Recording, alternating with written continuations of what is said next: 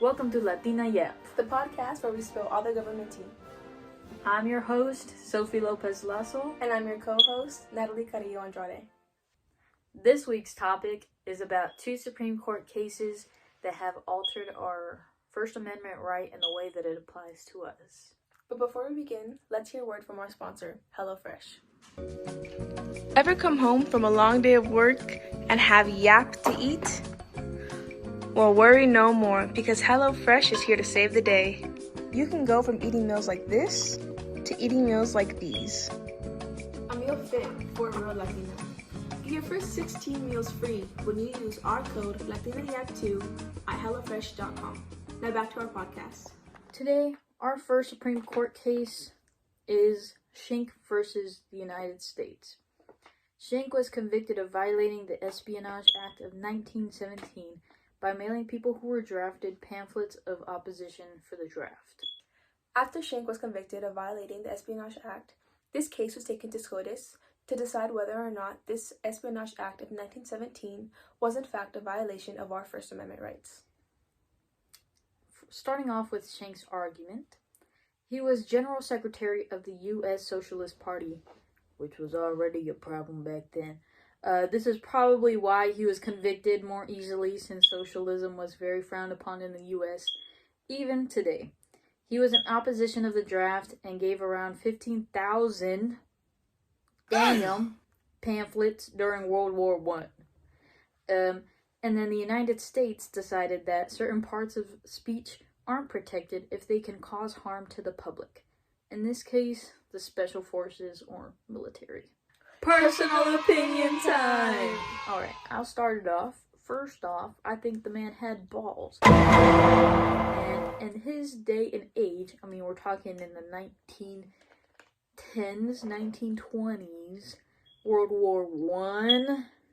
Okay, half of the things we do today aren't even allowed back then.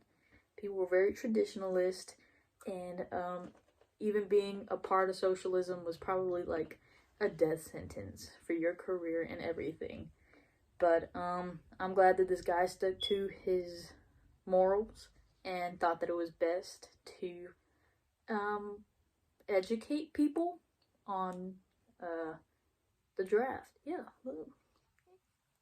I do agree. I feel that Schenck did have reason to express his opinion.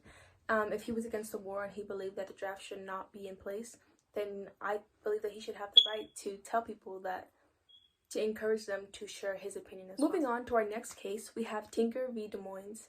In this case, 13-year-old Mary Beth Tinker decided to wear an armband to school in December of 1965. She wore an armband with the rest of her friends in order to protest the Vietnam War. On December 16th, when she was asked to remove the armband, she was also suspended. Soon after their winter break, a First Amendment lawsuit was filed. And the constitutional question in all of this is it against the First Amendment right to force students to not wear armbands to represent their freedom of speech?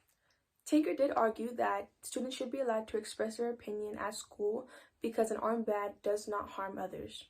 However, Des Moines did believe that it was harmful and distracting to their education. And eventually, the Supreme Court favored Tinker, and they ruled a 7-2 vote that students do not shed their constitutional rights to freedom of speech or expression at the schoolhouse gate. In the end, this does mean that students do have the constitutional right to express their political opinions at school. This means that students in our modern age are allowed to protest peacefully inside schools and express our political opinions. Personal opinion time! Yeah. Personally, I do agree with the SCOTUS's opinion on this case. As students, I feel that if we are being educated and being taught to form our own opinions about the real world, we should have the opportunity to express those opinions in school. Students, especially high schoolers, have already started to become their own people, start forming their own opinions, and that they should not be hidden from the world just because people think that we're too young or we haven't lived enough life to form an opinion yet. Comparison time. The first comparison of these two Supreme Court cases was that they both contested our First Amendment right and tried to define the boundaries of our right to freedom of speech. Overall, these two cases show how the U.S. has defined and put the line to where our freedom of speech is either limited or strengthened. In these cases, SCOTUS did decide that pamphlets passing out during a time of war did pose a threat to society, but that wearing armbands did not. This defined the limits of our freedom of speech. All right. Well, that sure about does it. Stay in tune next week while we talk about whether aliens really built the pyramids. Now, if y'all want to hear our discussion on these extraterrestrial creatures and the triangles of Egypt, come back next week. Thank you for listening to Latina Yap. Yep.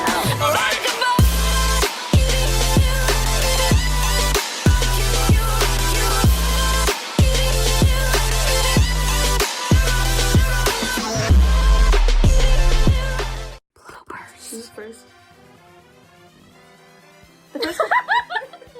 I'm sorry. Okay.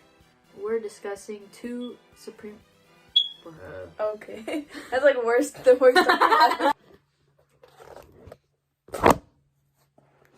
Comparison time. We didn't talk about. No, we didn't.